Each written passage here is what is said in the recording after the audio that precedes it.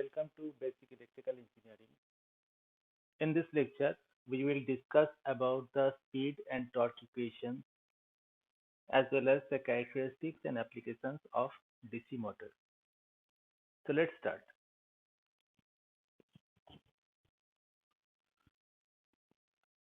The speed equation of the DC motor is basically derived from the back EMF relations. Before we start, let's discuss the operating principle of the DC motor once again.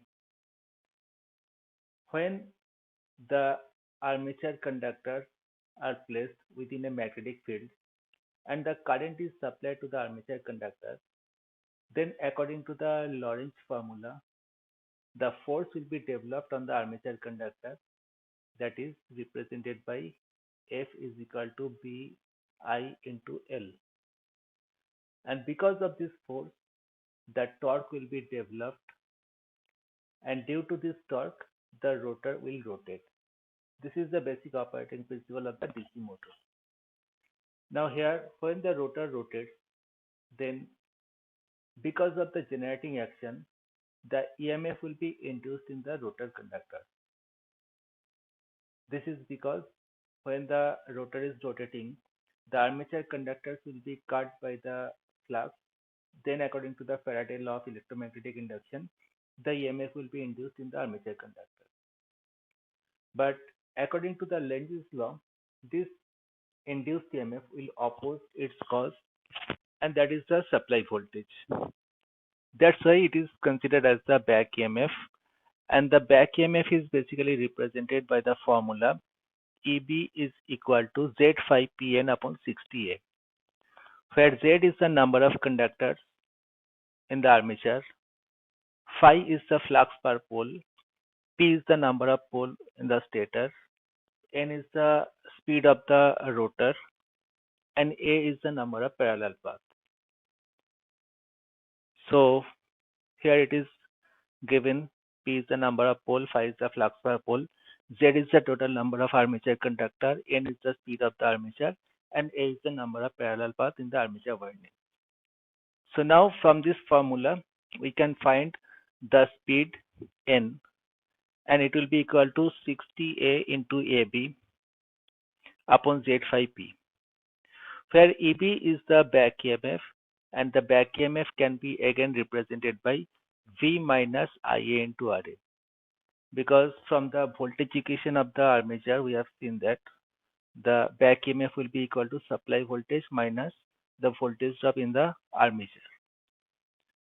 So from these relations we can see that the value of A, Z and P will be constant for a particular rotor, for a particular machine.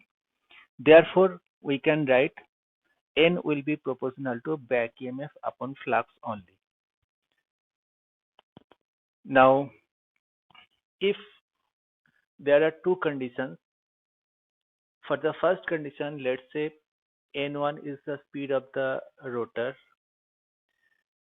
IA is the armature current for the first condition, EB1 is the back EMF for the first condition, and phi 1 is the flux for the first condition. And similarly, let's say N2, IA2, EB2, and phi 2 are the values for the second condition of a machine. Therefore, from this relation, we can write N2 by N1 will be equal to EB2 by EB1 into phi 1 by phi 2, where EB1 will be equal to V minus IA1 into RA, and similarly EB2 can be written as V minus IA2 into RA. So from these relations we can find the speed of the machine with respect to the initial condition. Now remember, this is the general speed equation of a DC motor, and depending upon the type of the machine, whether it is series, shunt or any other type, the speed equation there will be a little bit of changes that we'll discuss later. There is another point that is called the speed regulation. It is defined as the rate of change of speed of the rotor from no load to full load condition with respect to the rated full load speed. So the expression is represented as percentage speed regulation is represented as N naught minus NL upon NL, where N naught is the speed of the motor at no load condition, NL is the speed of the machine at the loaded condition. So there will be a change in speed when the load on the machine will be changes. At no load condition, the speed is maximum. As the load is gradually increased, the speed will be gradually decreased. So the speed regulation is represented by this relation. It is the difference between the no load speed and the full load speed upon the full load speed. Now, the speed equation of the DC shunt motor can be expressed as, here the shunt motor means the field winding and the armature windings are connected parallel to each other. So the total current IL is flowing. One part will be in the armature, another part will be the shunt. The flux produced here is directly proportional to the field current, that is ISH, where the ISH can be calculated as V upon RSH because the field winding is also connected across the supply voltage and RSH is the field winding resistance. Here these two values are constant, therefore ISH is also a constant parameter. And as the ISH is constant, then the flux is also considered as constant in case of shunt motor. So the general equation of the speed we have already seen earlier, that is N is proportional to back EMF upon flux. But here the flux is proportional to ISH, and as the ISH is constant, then the flux is also considered as constant. Therefore, the speed equation of the shunt motor can also be expressed as N is proportional to back EMF only. So if there are two conditions, so it can be written as N2 by N1 and it will be equal to EB2 by EB1, where EB2 will be equal to V minus IA2 into RA, and similarly EB1 will be equal to V minus IA1 into RA. Now, although we consider the flux here is constant because it is proportional to ISH, but when the load of the machine is very high, then the armature current will also be very high. As a result, the magnetic field that will be produced in the armature will affect the magnetic field that is produced because of the shunt field winding. Therefore, the total amount of flux will be little bit of reduced. This effect is considered as the armature reaction. So because of the armature reaction, there will be a little decrease in the flux. So corresponding, there will be a little change in speed also. But in general, we can consider the speed of the DC shunt motor is directly proportional to the back EMF only. Next, consider the DC series motor. As the name implies, here the series field winding and the armature windings both are connected in series. So the current flowing through the armature will be same as the current flowing to the field winding. Here the flux produced will be proportional to series field winding current. So we can write the flux is also proportional to the armature current. And the armature current changes by the change of the load. If the load changes, then the armature current will also be changes, and therefore the flux will also change. So As the armature current changes, then the corresponding flux will also changes. Therefore, from the speed equation of the uh, DC motor, we can write N is proportional to back EMF upon flux, or we can write N is proportional to back EMF upon armature current, because here the flux is proportional to armature current. Now, the nature of the characteristics between the flux and the current can be represented by the BH characteristics that we have already seen earlier.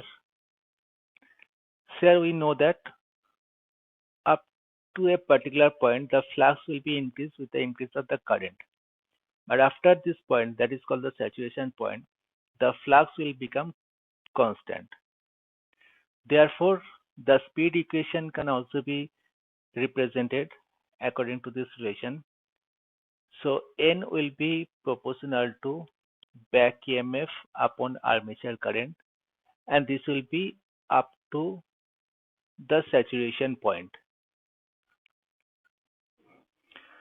And beyond the saturation point, when the flux become constant, so from the original relation, as the flux become constant, then the speed will be proportional to back EMF only.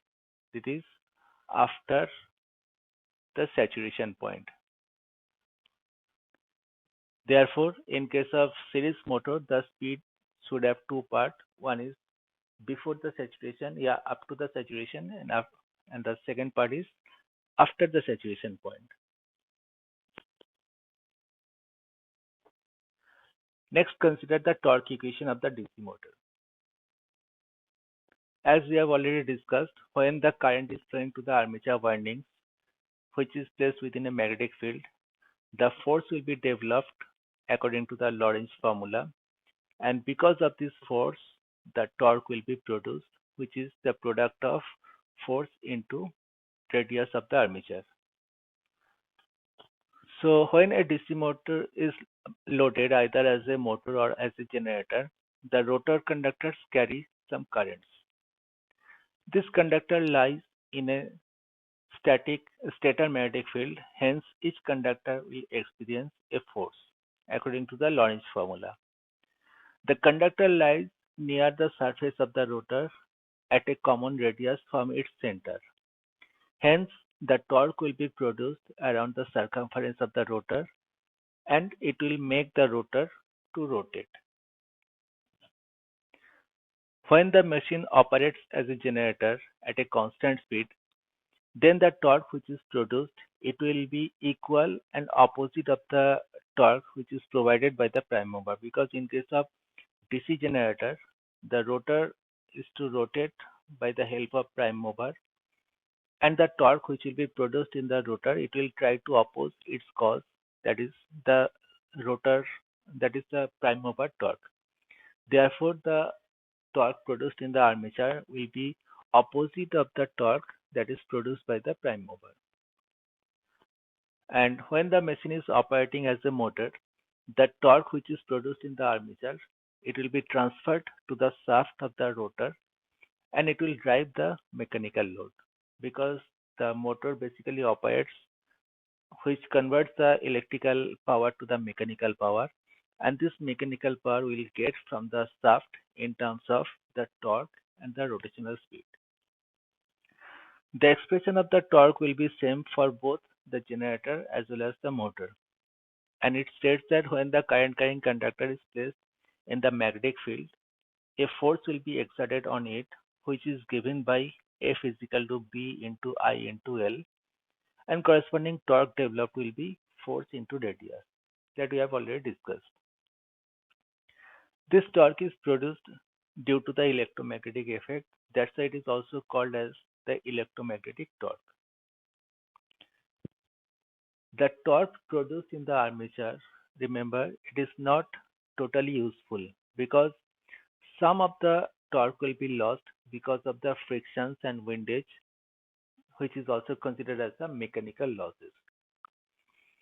So the torque which is used for doing the useful work is known as the shaft torque or the useful torque.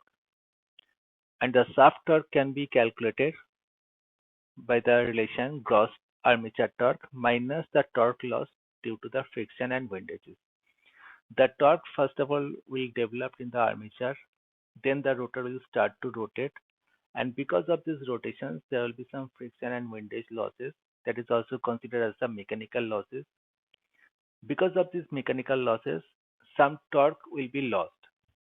So if we subtract this loss from the cross armature torque, then we'll get the shaft torque, and that will be also considered as the useful torque. So in the armature torque, the torque is basically a quantitative measure of the tendency of a force to cause a rotational motion or to bring about a change in the rotational motion. It is in fact the moment of a force that produce or change a rotational motion. The torque is basically measured by the product of force and the radius at which this force acts. Let's consider this is the uh, armature. This circle is representing the armature, where r is the radius of the armature in meter. So this is the radius of the armature. F is the circumferential force on the armature in Newton, which is represented by this. This force is basically produced by the Lorentz formula when the current is flowing through the conductor, through the armature conductor, the force will be developed in each and every conductor. So this is the circumferential force. Because of this force, the torque will be produced, and because of this torque, the rotor or the armature will start to rotate. So let's say n is the speed of the rotor in RPM. That means the rotor is rotating with the speed of n RPM. So the angular speed of the rotor can be represented as omega, and it can be represented as 2 pi n upon 60 radian per second. N is the speed of the machine in RPM. So in 1 second, the number of rotation can be represented as n by 60 rotations. N RPM means n rotations per minute. So in 1 second, the number of rotations will be n by 60. Now, when the rotor rotates, there will be some work done by the rotor, and the work done can be calculated by the product of force and the distance traveled. Now, for one complete rotation, the rotor will cover the distance, and that will be equal to 2 pi r, that is equal to its circumference. And the force applied here is F. So the work done by the rotor in one rotation will be equal to F into 2 pi r. Now, as the machine rotates with the speed of n rpm, so in 1 second there will be n by 60 rotations. So the work done in 1 second can be represented as the work done in one revolution into number of revolution per second. And this is nothing but the power developed. The power is basically defined as the work done per second, and it can be further written as work done in one revolution into number of revolution per second. Here the work done per revolution is already calculated, that is F into 2 pi r, and the number of revolution per second is also represented here n by 60. Therefore, the power developed in the machine can be written as F into 2 pi r into n by 60. It can be further simplified as F into r into 2 pi n by 60, where F into r is nothing but torque, and 2 pi n by 60 is the angular velocity, that is omega.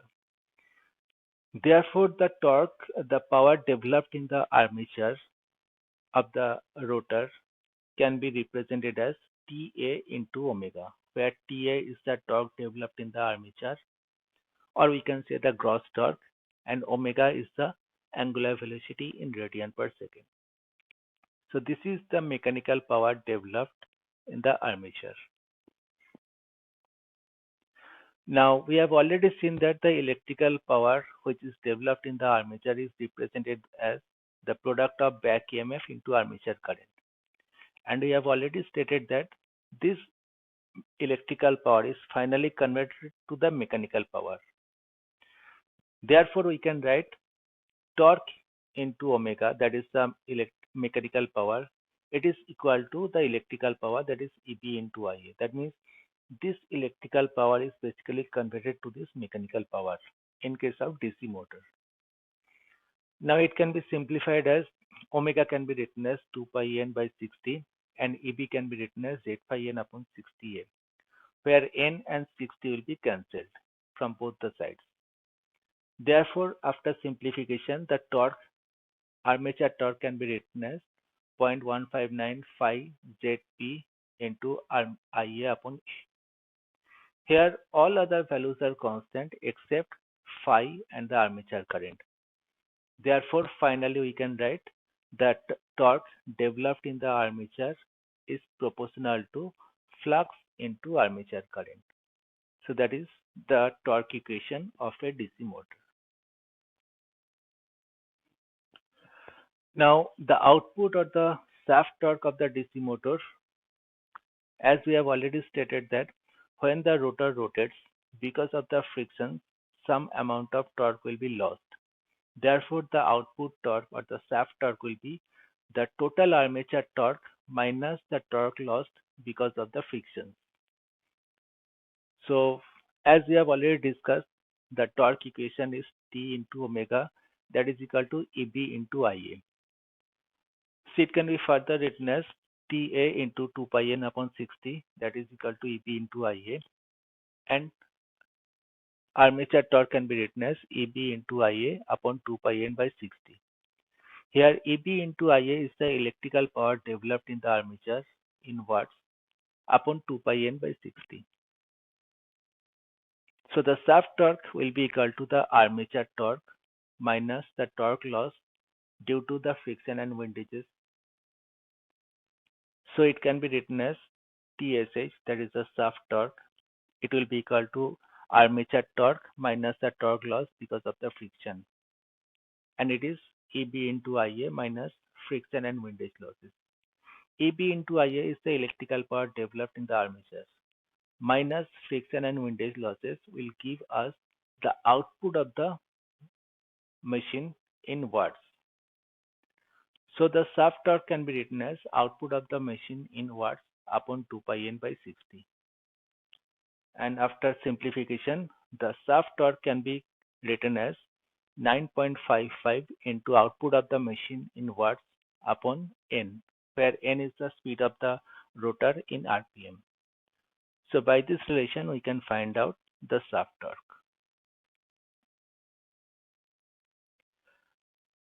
Now, the torque in the DC shunt motor. As we have already stated that the flux produced is proportional to ISH, and as the ISH is constant, so flux is also considered as constant. The torque developed in the DC motor is given by TA is proportional to flux into armature current. So as the flux is constant because it is directly proportional to ISH, therefore in case of DC shunt motor, the armature torque can be written as proportional to armature current only. Neglecting the armature reaction, the armature torque will be proportional to armature current only. And the armature current depends upon the load. That means if the load increases, then the armature current will also increase and corresponding torque developed in the armature will also increase. Now the torque in DC series motor. Here the flux produced is proportional to the armature current. So here the flux is proportional to armature current because armature current is also equal to series field winding current. So the torque equation, as we have seen, it is proportional to flux into armature current, and flux is proportional to armature current here for the series motor. So we can write the armature torque is proportional to square of the armature current. But remember, this relation is applicable up to the saturation point, because at saturation point the flux will become constant, and as the flux become constant, then now the torque will be proportional to the armature current only. This is after the saturation point. So this is the relation of the torque and the armature current in case of DC series motor.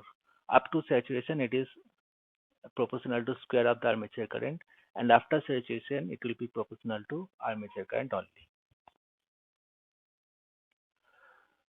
Now the characteristics of the DC motor. Basically there are three characteristics curve which is considered as most important for the DC motors. These are the torque versus armature current, speed versus armature current, and speed versus torque. And these three characteristics are basically determined by keeping following three relations. That is the back EMF relation, V minus IaRa, speed equation, speed is proportional to back EMF upon flux, and the torque relation, that is torque is proportional to flux into armature current.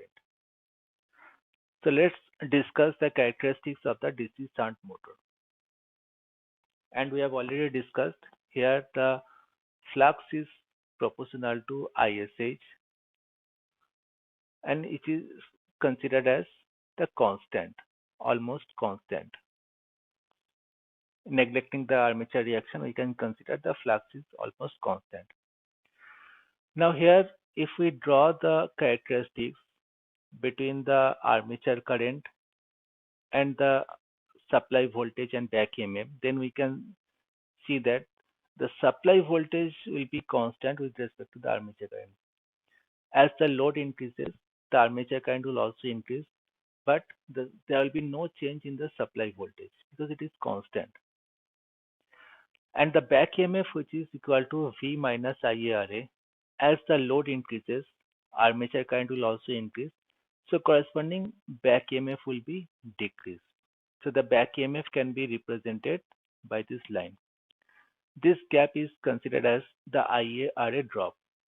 As the armature current increases, this drop will also be increased.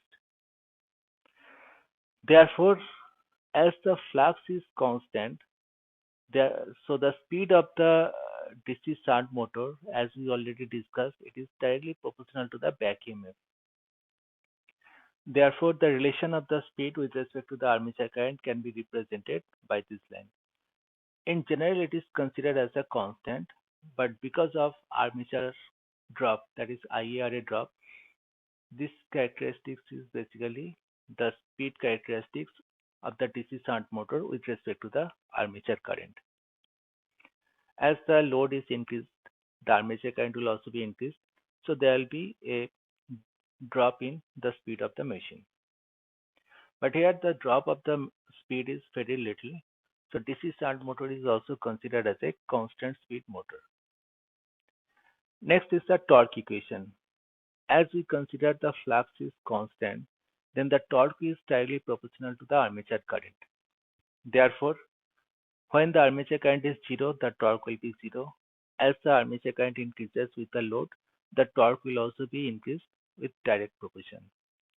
So here it is shown as the armature torque, and this is the useful torque or the shaft torque. The third characteristic, that is the speed versus torque characteristics, it is also similar to the speed versus armature current. Because as the armature current increases, corresponding torque is also increases. So in x-axis, if we consider the torque, and in y-axis we consider the speed, then the nature of the speed versus torque characteristics will be same as that of the speed versus armature current characteristics. So here it will be the speed versus torque characteristics of the DC shunt motor. Next is the DC series motor. In DC series motor, the flux is directly proportional to the armature current. Therefore, if the armature current increases, then the back EMF will be decreased. And here the back EMF will be V minus Ia into Ra plus Rec. So as the armature current increases, the back EMF will be decreased. And the speed is proportional to back EMF upon flux or the armature current. Therefore, when the armature current is very small, the flux will also be very small. And as the flux is very small, then the speed will be tremendously high. It is almost infinite. Now, if the load is increased, corresponding armature current will also increase. Therefore, the speed will be decreased exponentially. So it will make a rectangular hyperbola in the first quadrant. From this relation, we can see that when the armature current is very low, the speed is tremendously high. Therefore, DC series motor can never be run on no load condition, because at no load condition, the armature current is very small. So the speed will become tremendously high. So there will be a mechanical breakdown chance of the machine. That's why DC series motor can never be run on no load condition. Next is the torque equation. As we see that the flux is proportional to armature current, therefore the torque can be written as proportional to square of the armature current. So the nature of the torque characteristics with respect to the armature current will be a parabola. So here it is the torque developed in the armature, and this is the useful torque or the shaft torque, and the nature will be parabola. It will be up till the saturation point. Beyond the saturation point, the flux will become constant, so therefore the torque will be proportional to armature current only. So beyond the saturation, the nature will be a straight line. And the speed versus torque characteristics, again it will be same as that of the speed versus armature current, because we already seen that the torque is proportional to armature current. That means if the armature current increases, the torque will also increase, either in terms of square or in linear increase. Therefore, in the x-axis, if we place the torque, and in the y-axis, if we place the speed, then the nature of the speed versus torque characteristics will be same as that of the speed versus armature current characteristics. So it is like this. DC series motor is considered as a variable speed motor, whereas DC shunt motor is considered as a constant speed motor. So their applications is also based on their characteristics. So if we consider the applications of the DC motor, the shunt motor, their characteristics is the speed is fairly constant, and their starting torque is medium. It is not a very high starting torque. Therefore, this type of motors are used in blower, fan, centrifugal and reciprocating pumps, lathe machines, different type of machine tools, different type of milling machines, drilling machines, etc. Because for all these applications, we need not require very high starting torque, and we require almost constant speed. So for this, the shunt motor is perfect. The series motor has a very high starting torque, and it is a variable speed motor. Therefore, this type of motor can be used in crane, hoist, elevator, trolleys, conveyor belts, electric locomotives. There, because for all these type of applications, we require very high starting torque, and there will be a continuous change in speed also. Third one is called the cumulative compound motor. Here it is a combination of the series and shunt motor. That means the starting torque is very high, and this motor can run at no load conditions also. So the applications are the rolling mills, punches, shears, heavy planers, elevators, etc. And lastly, the differential compound motor. This type of motor, the speed is increased as the load is increased, and this type of motor is not suitable for any practical applications.